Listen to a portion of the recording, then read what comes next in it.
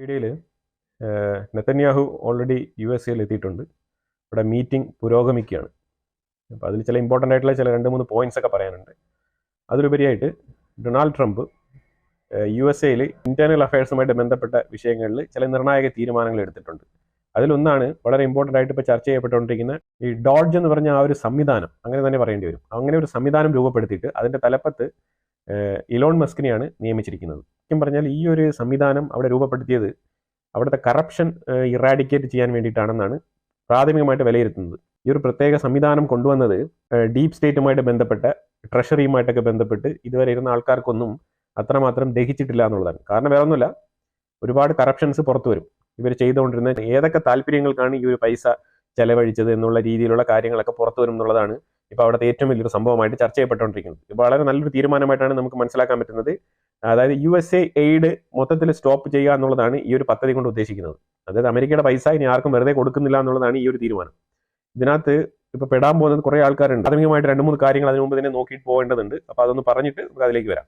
Netanyahu already മീറ്റിംഗിലാണ്. അപ്പോൾ മീറ്റിംഗിൽ USന്റെ ഭാഗത്ത് നിന്ന് ഏറ്റവും കൂടുതൽ പുഷ് ചെയ്യപ്പെടുന്ന ഒരു റിക്വസ്റ്റ് എന്ന് പറഞ്ഞാൽ സൗദി ഇസ്രായേൽ നോർമലൈസേഷനാണ്. ഈ നെതന്യാഹുവിന് ഈ സൗദി നോർമലൈസേഷനുമായിട്ട് യാതൊരു പ്രശ്നവും ഇല്ല എന്നുള്ളതാണ്. നെതന്യാഹു ഓക്കെയാണ്. പക്ഷേ ഈ ഒരു ഡിസ്കഷൻ സീസ് ചെയ്ത് വെച്ചിരിക്കുന്നത് ഇസ്രായേൽ അല്ല. ഈ ഒരു ഡിസിഷൻ മുന്നോട്ടുള്ള ചർച്ച തടഞ്ഞു വെച്ചിരിക്കുന്നത് സൗദി അറേബ്യയാണ്. അത് വേറൊന്നും കൊണ്ടല്ല, ഈ ഒരു പാലസ്തീൻ വാർ തുടങ്ങിയത് കൊണ്ട് തന്നെ ഈ ഒരു ചർച്ച അവിടെ ഫ്രോസൺ ആയി നിൽക്കുകയാണ്. അതിലുപരിയായിട്ട് ഒരു സ്റ്റെപ്പ് പോലും സൗദി അറേബ്യ മുന്നോട്ട് എടുത്ത് വെക്കുന്നില്ല എന്നുള്ളതാണ് നെതന്യാഹുവിന്റെ ആരോപണം. അല്ലാതെ നെതന്യാഹുവിന് താല്പര്യമില്ലാഞ്ഞിട്ടോ അല്ലെങ്കിൽ ഇസ്രായേൽ ഒരു സ്റ്റെപ്പ് ഫോർവേഡ് മുന്നോട്ട് പോകാത്തത് കൊണ്ടോ അല്ല. അത് നെതന്യാഹു ക്ലാരിഫൈ ചെയ്തിട്ടുണ്ട്.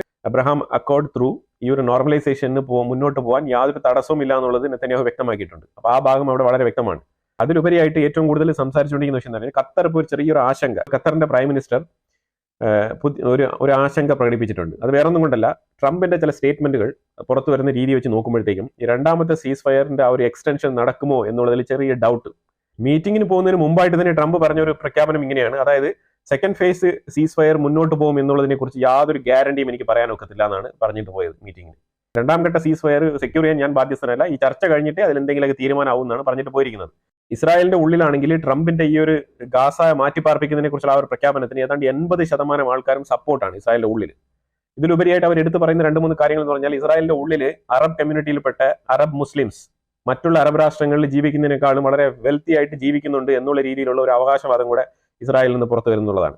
ഏറ്റവും ഹൈ സ്റ്റാൻഡേർഡ് ലൈഫ് ഇസ്രായേലിന്റെ ഉള്ളിലുള്ള അറബ് മുസ്ലിംസ് ജീവിക്കുന്നു എന്നുള്ളതും കൂടെ ചൂണ്ടിക്കാണിക്കപ്പെടുന്നു എന്നുള്ളതാണ് ഇതിനകത്ത് നമ്മൾ പ്രത്യേകം എടുത്ത് പറയേണ്ട കാര്യം. അപ്പൊ അതുകൊണ്ട് ഉദ്ദേശിക്കുന്നതെന്ന് പറഞ്ഞാൽ ഈ ഗാസ ആയാലും വെസ്റ്റ് ബാങ്ക് അനക്സേഷൻ ആയാലും ഇതൊക്കെ സംഭവിച്ചാൽ തന്നെയും അവിടെയുള്ള അറബ് മുസ്ലിംസ് ആയിട്ടുള്ള ആൾക്കാർക്ക് അവരവരുടെ സ്ഥലങ്ങളിൽ തന്നെ ജീവിക്കാം എന്നുള്ളൊരു ഉറപ്പാണ് ഇൻഡയറക്ട്ലി ഇത് നൽകുന്നത്. അതാണ് ഒരു സൂചന. അപ്പൊ അതിലുപരിയായിട്ട് വെസ്റ്റ് ബാങ്കിന്റെ ഉള്ളിൽ നിന്ന് നിങ്ങൾ നോക്കിക്കഴിഞ്ഞാൽ അവിടെ വെസ്റ്റ് ബാങ്കിന്റെ സെക്യൂരിറ്റി ഗാർഡ് ഓഫീസിന്റെ ഭാഗത്തായിട്ട് ഒരു തീവ്രവാദ ആക്രമണം, അതിനകത്ത് 8 പേർക്കെതിരെയാണ് ഈ ഒരു വെടിവെപ്പ് ഉണ്ടായത്. അപ്പൊ അതിൽ ഈ തീവ്രവാദികൾ ഒന്ന് വെടിയുതിർത്തതാണ്. ഇതുവരെ ജീവഹാനി ഒന്നും സംഭവിച്ചിട്ടില്ല, പക്ഷേ എല്ലാവരും ഹോസ്പിറ്റലൈസ്ഡ് ആണ്. 2 പേരുടെ അവസ്ഥ ക്രിട്ടിക്കലാണ്. അതാണ് വാർത്തകൾ വന്നുകൊണ്ടിരിക്കുന്നത്. ഇത് വേറൊന്നുമല്ല, വെസ്റ്റ് ബാങ്കിൽ ഇസ്രായേൽ നടത്തുന്ന ആ ഒരു ആക്രമണത്തിനെതിരെ ചെറുക്കാൻ വേണ്ടിയിട്ട് അവിടുത്തെ തീവ്രവാദികൾ തന്നെ നടത്തുന്ന ഈ ഒരു ആസൂത്രണം ചെയ്യുന്ന ഈ ഒരു തീവ്രവാദ ആക്രമണമാണ്. ഇതൊക്കെ ഒരുപാട് നടക്കും. ഇസ്രായേലിന്റെ ഉള്ളിൽ തുടരെ പണ്ട് തൊട്ടേ ഒരു തീവ്രവാദ ആക്രമണങ്ങൾ നടക്കാറുണ്ടെന്നുള്ളതാണ്. അതൊക്കെ കൊണ്ട് തന്നെയാണ് നമ്മൾ ഇന്ത്യയുമായിട്ട് എപ്പോഴും നമ്മൾ താരതമ്യം ചെയ്യുമ്പോഴത്തേക്കും കാശ്മീരിൽ എന്താണോ സംഭവിക്കുന്നത് അതുപോലെ തന്നെയാണ് ഇസ്രായേലിൽ സംഭവിക്കുന്നത്. നമ്മൾ എപ്പോഴും ആ ഒരു മാച്ചിങ് ചെയ്യുന്നത് അതുകൊണ്ടാണ്. കാരണം തീവ്രവാദ ആക്രമണം തുടർച്ചയായിട്ട് നടക്കുന്ന ഒരു സ്ഥലമാണ് ഇസ്രായേൽ. അപ്പൊ ഈ ഒരു ശല്യം പൂർണ്ണമായിട്ട് ഒഴിവാക്കണം എന്നുണ്ടെങ്കിൽ ഇത് ഒരിക്കലും പൂർണ്ണമായിട്ട് ഒഴിവാക്കാൻ പറ്റത്തില്ല. ഇവരെ ഏത് മൂലയിൽ കൊണ്ടുവച്ചാലും ഇവർ ഇവിടെ വന്ന് പൊട്ടിത്തെറിക്കും. അതാണ് ഇവരുടെ ഒരു ഫണ്ടമെന്റൽ ആയിട്ടുള്ള ഒരു ഐഡിയ.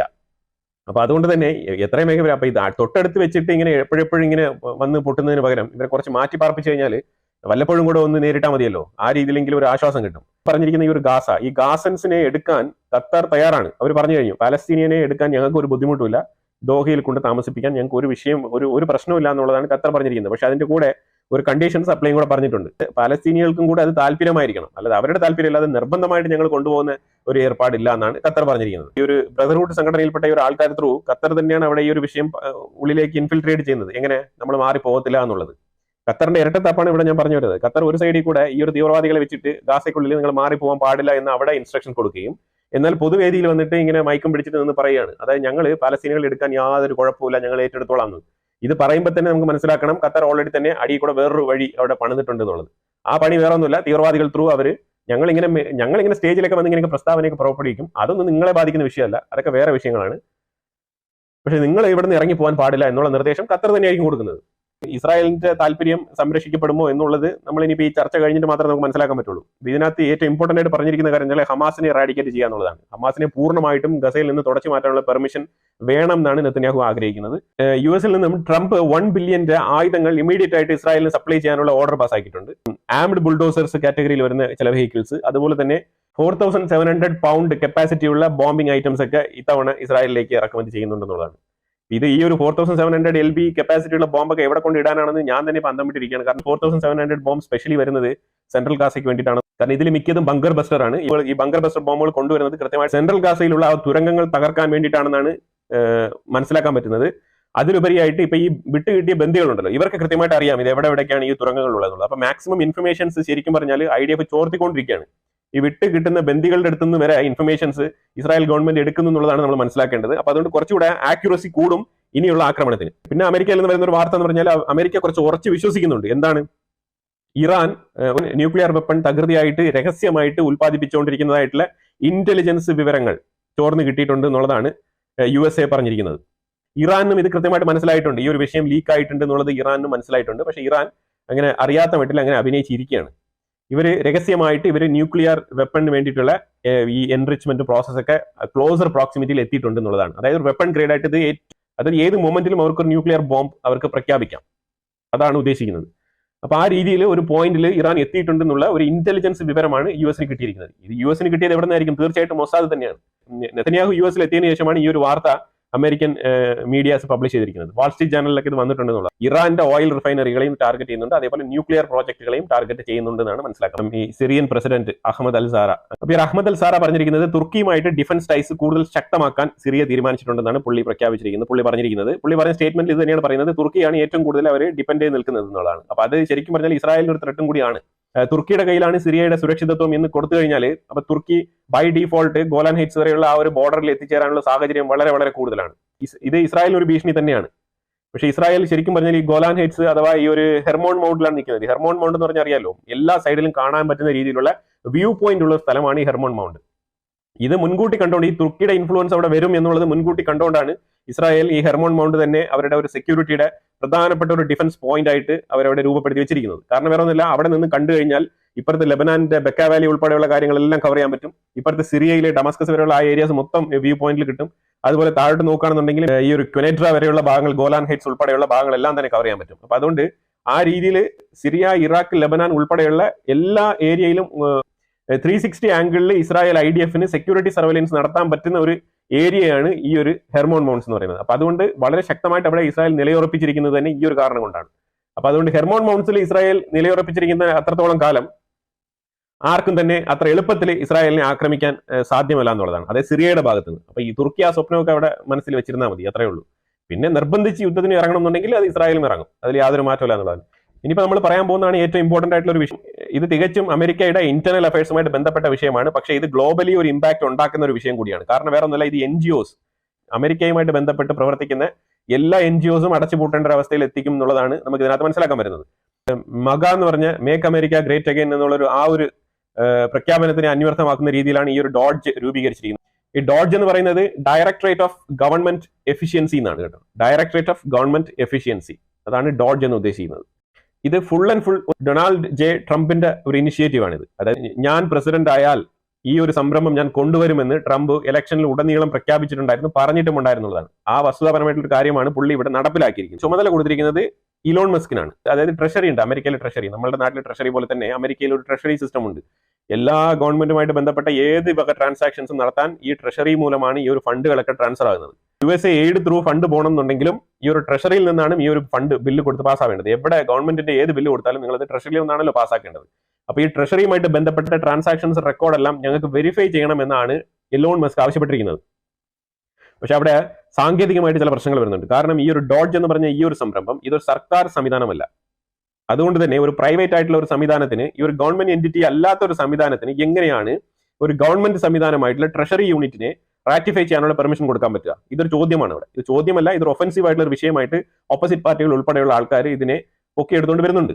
പക്ഷേ എന്നിരുന്നാലും അവിടെ ഡൊണാൾഡ് ട്രംപ് വളരെ ശക്തമായിട്ട് തന്നെ ഒരു രാജ്യത്തിന്റെ പ്രസിഡന്റാണ്. പ്രസിഡന്റ് വളരെ കർശനമായിട്ട് ഉത്തരവിടുകയാണ്, നിങ്ങൾ കൊടുക്കണം, കൊടുത്തേ പറ്റൂ എന്നുള്ള നിലയിലാണ് നിൽക്കുന്നത്.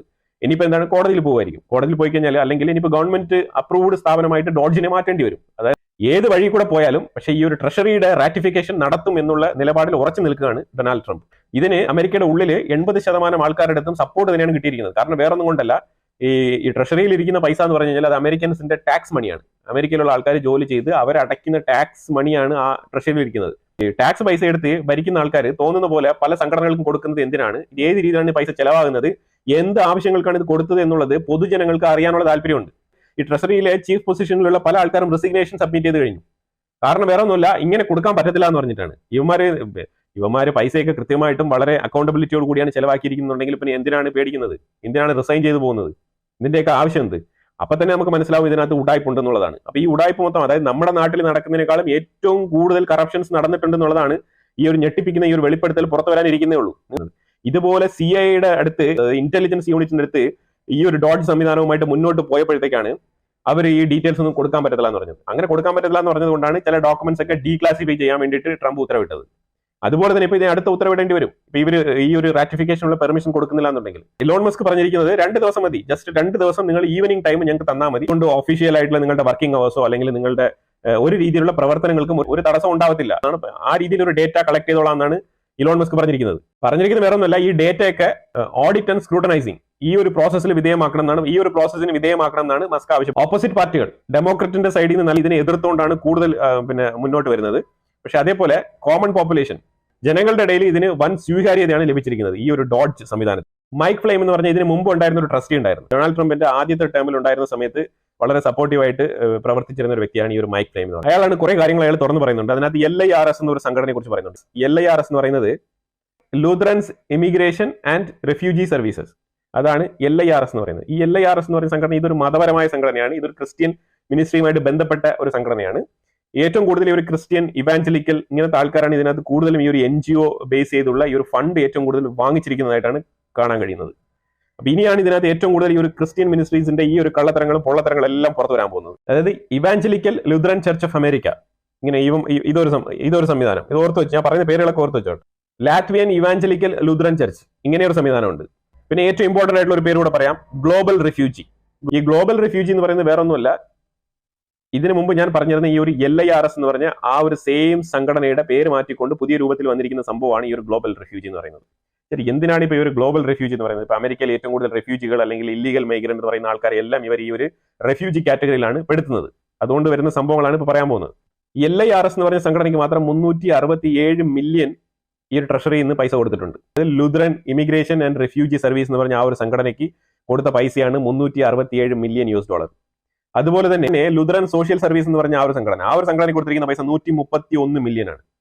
പിന്നെ ലുത്രൻ സർവീസ് ഫ്ലോറിഡ ഏതാണ്ട് 82 മില്യൺ ആണ്. ഇപ്പൊ ഇങ്ങനെയൊക്കെ പൈസകൾ പോയിട്ടുണ്ട്. ഇതൊക്കെ ഞാൻ ഒരു എക്സാമ്പിളിന് അതിൽ പ്രാഥമികമായിട്ട് വന്നിരിക്കുന്ന ചില ഫിഗേഴ്സ് ആണ് ഞാൻ പറയുന്നത്. ഇതിനകത്ത് ഒരുപാട് പൈസകൾ ഇങ്ങനെ പല പല സംഘടനകൾക്കായിട്ട് പോയിട്ടുണ്ട്.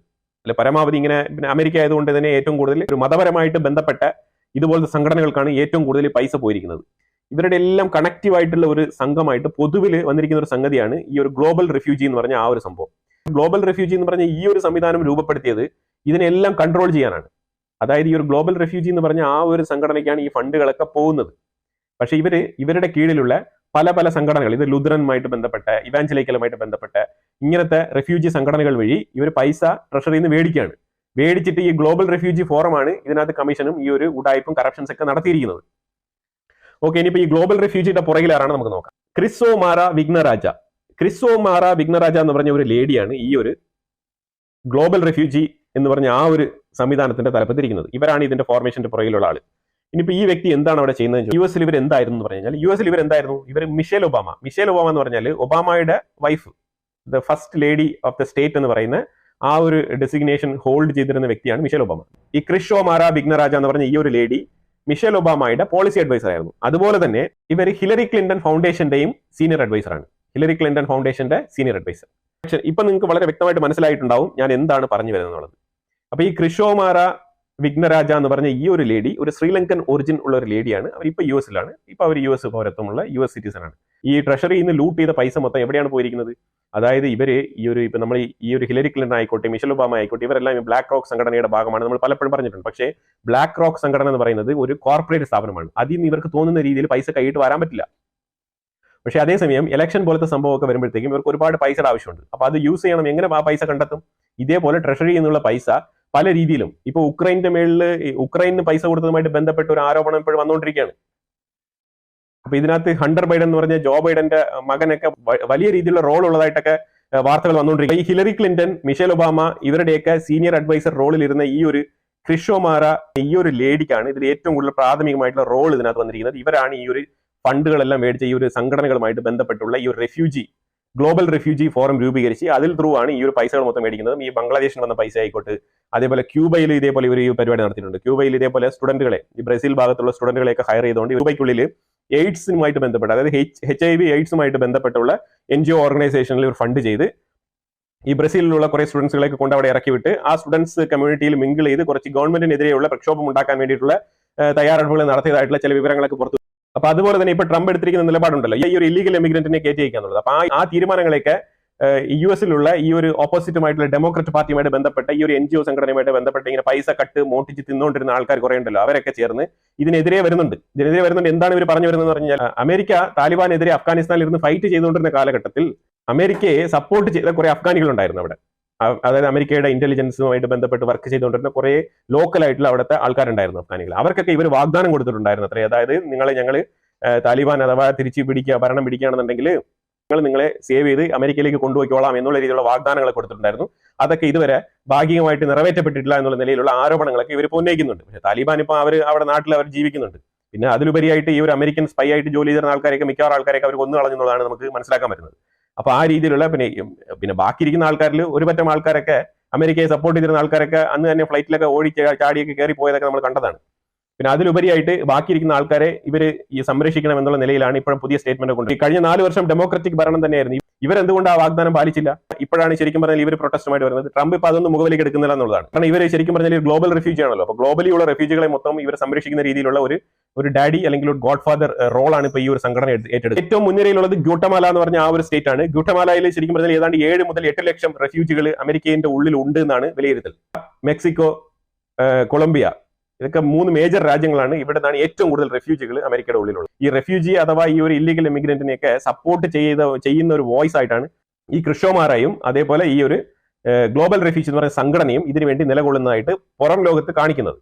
പക്ഷെ അതിനെ തകർക്കുന്ന രീതിയിലായിരിക്കും ഇപ്പൊ ഈ ഒരു ഡോഡ്ജ് എന്ന് പറഞ്ഞ ഒരു സംഘടന വന്നിരിക്കുന്നത്. ഈ ഒരു ഡോഡ്ജ് വരുന്നത് വലിയൊരു ക്ഷീണം ചെയ്യും ഈ ക്രിഷോമാര ഉൾപ്പെടെയുള്ള ഗ്ലോബൽ റെഫ്യൂജി സംഘടന ഉൾപ്പെടെ. ഈ അന്വേഷണം നീണ്ടുപോയി നിന്ന് കഴിഞ്ഞാൽ മിഷേൽ ഒബാമ ത്രൂ ഒബാമ, അതുപോലെ തന്നെ Hillary Clinton through bill Clinton വരെ ആടി ഉലയുന്ന ഒരു അവസ്ഥയിൽ ഇപ്പൊ എത്തിപ്പെടും. ഈ പദ്ധതിയിലൂടെ ആരോസ് കംപ്ലീറ്റ് പോകുന്നത് ഡെമോക്രാറ്റുകൾ മൊത്തത്തിൽ തകർന്ന് തരിപ്പണമാകുന്ന രീതിയിലുള്ള ഒരു അന്വേഷണമായിരിക്കും ഇതിന്റെ പിന്നിൽ നടക്കാൻ പോകുന്നത്. ട്രംപ് ശരിക്കും പറഞ്ഞാൽ ഒരു തിരിച്ചടി എന്നുള്ള നിലയിൽ തന്നെയാണ് പ്ലാൻ ചെയ്തിരിക്കുന്നത്. ഈ ഒരു പദ്ധതി വളരെ വളരെ എഫക്റ്റീവ് ആയിട്ട് വർക്ക് ചെയ്യുമെന്നുള്ളതിൽ യാതൊരു സംശയമില്ല. വേൾഡിലെ ഏറ്റവും മൂല്യമുള്ള കറൻസി ആയിട്ട് കരുതപ്പെടുന്ന ഈ ഒരു ഡോളേഴ്സ്, ഈ അമേരിക്കൻ ഡോളേഴ്സ്, ഈ ബന്ധപ്പെട്ട ആരുടെ പേരിലാണ് ഇത് ഇഷ്യൂ ചെയ്യുന്നത്? ഇപ്പൊ ഏതെങ്കിലും ഒരു സംഘടനയ്ക്ക് അല്ലെങ്കിൽ ഇന്ന ഒരു എയ്ഡ്സിന് വേണ്ടിയിട്ട്, അപ്പൊ ആ എയ്ഡ്സുമായിട്ട് ബന്ധപ്പെട്ട് അതുമായിട്ട് അവധിപ്പെടുന്ന ആൾക്കാർക്ക് കൊടുക്കേണ്ട ഒരു എയ്ഡായിട്ട് ഈ പൈസ പോകുന്നെങ്കിൽ ആ എൻഡ് ബെനിഫിഷ്യറിക്ക് കിട്ടുന്നത് വെറും 10% പൊതുവിലുള്ള വിലയിരുത്തൽ.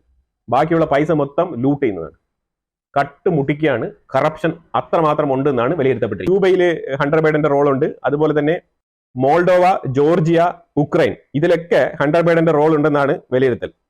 ഇതിലുപരിയായിട്ട് ഇപ്പൊ ഉക്രൈനൊക്കെ ഈ ഒരു വെപ്പൺസ് ഒക്കെ സപ്ലൈ ചെയ്തതിൽ ഒരുപാട് നിഗൂഢതകൾ ഉണ്ട് എന്നാണ് വാർത്തകൾ പുറത്തു വരുന്നത്. അതിൽ വേറെ ഒന്നുമില്ല, ഈ വെപ്പൺ സപ്ലൈ ചെയ്യുമ്പോഴത്തേക്കും അവർ പറയുന്ന പൈസയിൽ നിന്നാണ് ഉക്രൈനുള്ള കംപ്ലീറ്റ് എക്സ്പെൻഡിച്ചറും കാര്യങ്ങളെല്ലാം ഉൾപ്പെടുത്തിക്കൊണ്ടാണ് $4 ബില്യൺ ഉക്രൈന് എയ്ഡ് പ്രഖ്യാപിച്ചിരിക്കുന്നത്. ഇപ്പൊ പറയുന്നെങ്കിൽ ആ $4 ബില്യൺ എന്ന് പറഞ്ഞാൽ അതിൽ തന്നെയാണ് ഈ ഫ്ലൈറ്റിന്റെ ചാർജസ് കംപ്ലീറ്റ് എല്ലാം ഡബിൾ ചാർജസ്, ട്രിപ്പിൾ ചാർജസ് ഇട്ടാണ് എല്ലാ കാര്യങ്ങളും ഈടാക്കിയിരിക്കുന്നതാണ് പൊതുവിൽ വാർത്തകൾ വന്നുകൊണ്ടിരിക്കുന്നത്. അപ്പൊ അങ്ങനെയൊക്കെ പറയുമ്പോഴത്തേക്കും മനസ്സിലാക്കാൻ പറ്റുന്ന വേറെ ഒന്നുമില്ല, ഒരുപാട് ലൂട്ടിങ്, അതായത് പറയുന്നതിൽ ഉപരിയായിട്ട് ഏതാണ്ട് തുച്ഛമായ പൈസയാണ് ഉക്രൈന് കിട്ടിയിട്ടുള്ളൂ. ബാക്കിയുള്ള പൈസയെല്ലാം ഡബിൾ ബില്ലും ട്രിപ്പിൾ ബില്ലും ഇട്ട് US തന്നെ കൺസ്യൂം ചെയ്തിരിക്കുകയാണ്. അപ്പൊ US കമ്പനികൾ അതായത് ഈ ഒരു ജോ ബൈഡനും ഇതേപോലത്തെ ആ ഒരു ഡെമോക്രാറ്റിക് പാർട്ടിക്ക് വേണ്ടപ്പെട്ട ആൾക്കാരെ വെച്ചിട്ട് ഇത് ബില്ലിട്ട് എടുത്തിരിക്കുകയാണ് പൈസ. അങ്ങനെയാണ് ഈ കള്ളത്തരങ്ങൾ മൊത്തത്തിൽ നടന്നുകൊണ്ടിരിക്കുന്നത്. ഞാൻ ഇത്രമാത്രം പറഞ്ഞത്, ഞാൻ അമേരിക്കയുടെ കാര്യം എന്തുകൊണ്ടാണ് ഇത്രമാത്രം എഫക്റ്റീവായിട്ട് ഇവിടെ പറയുന്നത് എന്നുള്ളതിന്റെ പ്രസക്തി, അതാണ് ഞാൻ ഇവിടെ പറയാൻ പോകുന്നത്. ആ പ്രസക്തി വേറെ ഒന്നും കൊണ്ടല്ല, ഇത് വളരെ ഇമ്പോർട്ടന്റ് ആയിട്ടുള്ള വിഷയമാണ്. കാരണം ഈ ഒരു US എയ്ഡ് എന്ന് പറയുന്നത്, ഈ USA എയ്ഡ് മേടിക്കുന്ന ഈ ഒരു NGOക്കളുടെ പ്രധാന പരിപാടി എന്ന് പറഞ്ഞാൽ അവർ ഫുൾ ടൈം പ്രൊട്ടസ്റ്ററാണ്, അവർ ഫുൾ ടൈം പ്രതിഷേധിക്കുന്ന ആൾക്കാരാണ്, അത് പ്രതിഷേധ തൊഴിലാളികൾ, അതാണ് NGOs. ഇതിലുപരിയായിട്ട് ഒരു ഡെഫിനിഷൻ NGOസിന് കൊടുക്കേണ്ടതില്ല എന്നുള്ളതാണ്. നല്ല പ്രവർത്തനങ്ങൾ ചെയ്യുന്ന NGOs ചിലപ്പോൾ ഉണ്ടാവായിരിക്കാം, അത് വിരലിൽ എണ്ണാവുന്നത് മാത്രം. പക്ഷെ ഈ ഒരു ഫണ്ട്, US ഈ ഒരു എയ്ഡ് മേടിച്ചുകൊണ്ട് അവരുടെ താല്പര്യങ്ങൾക്കൊത്ത് മറ്റുള്ള രാജ്യങ്ങളിൽ ഇതുപോലെയുള്ള പ്രവർത്തനങ്ങൾ, കുത്തിത്തിരിപ്പ് പ്രവർത്തനങ്ങൾ നടത്തുന്ന ഈ ഒരു NGO-കളെയാണ് ഞാൻ ഉദ്ദേശിക്കുന്നത്. ആ NGO-കൾ ഇന്ത്യക്കുള്ളിലും ഒരുപാട് ഉണ്ടെന്നുള്ളതാണ്. അവരൊക്കെ ഇനി കടയടച്ച് വീട്ടിൽ പോവാം, കാരണം ഇനി പൈസ കിട്ടാൻ പോകുന്നില്ല. ഇന്ത്യക്ക് ഈ USAID ക്ലോസ് ചെയ്തതിൽ ഒരു വിഷമവും വരാനില്ല. ഇതൊക്കെ മേടിച്ച് നല്ല രീതിയിൽ കഴിക്കുന്ന ആൾക്കാരുണ്ടെങ്കിൽ അവർക്കായിരിക്കും വിഷമം. ഇന്ത്യക്കുള്ളിൽ ഈ ഒരു USAID വരുന്നത് കുറച്ച് പൈസ ഇന്ത്യക്കുള്ളിൽ വരുന്നുണ്ട്. അത് ഇന്ത്യൻ ഗവൺമെന്റിനൊന്നും വരുന്നതല്ല. അത് അമേരിക്കയുടെ താല്പര്യം സംരക്ഷിക്കാൻ വേണ്ടിയിട്ട് അമേരിക്കയുമായിട്ട് ബന്ധപ്പെട്ട ചില NGO-കൾക്ക്, ചില സംവിധാനങ്ങൾക്ക് കിട്ടുന്ന പൈസയാണ്. അപ്പൊ അതുകൊണ്ട് അത് നമ്മളെ ഒരിക്കലും ബാധിക്കില്ല എന്നുള്ളതാണ് ഞാൻ ഇതിനകത്ത് പറഞ്ഞു വരുന്നത്. അതുകൊണ്ട് ഇന്ത്യക്ക് ഒരു ഗുണമുണ്ട്. കാരണം ഇന്ത്യക്കെതിരെ പ്രവർത്തിക്കുന്ന എന്തെങ്കിലുമൊക്കെ NGO-കൾ ഉണ്ടെങ്കിൽ അവരൊക്കെ കടയടച്ചിട്ട് വീട്ടിൽ പോകാന്നുള്ളതാണ്. ഫുൾ ടൈം പ്രതിഷേധ തൊഴിലാളിയായിട്ട് ജീവിക്കാണ്ട് ഇനി മാനമര്യാദയ്ക്ക് വീട്ടിൽ പോയിട്ട് ജോലി എടുത്ത് ജീവിക്കാൻ നോക്കുക. അതായിരിക്കും നല്ലത്. അപ്പൊ എന്തായാലും ഇതിനെക്കുറിച്ചുള്ള അഭിപ്രായങ്ങൾ കമന്റ് ബോക്സിൽ രേഖപ്പെടുത്തുക. വീഡിയോ ഇഷ്ടപ്പെട്ട് ഞാൻ ലൈക്ക് ചെയ്യുക, ഷെയർ ചെയ്യുക. അതുപോലെ തന്നെ നിങ്ങൾ ആദ്യമായിട്ടാണ് ചാനൽ കാണുന്നുണ്ടെങ്കിൽ മറക്കാതെ സബ്സ്ക്രൈബ് ചെയ്യുക. വീണ്ടും ഇതുപോലെ ഇൻട്രസ്റ്റിംഗ് ആയിട്ടുള്ള ടോപ്പിക്കുമായിട്ട് വരാം. Thank you so much.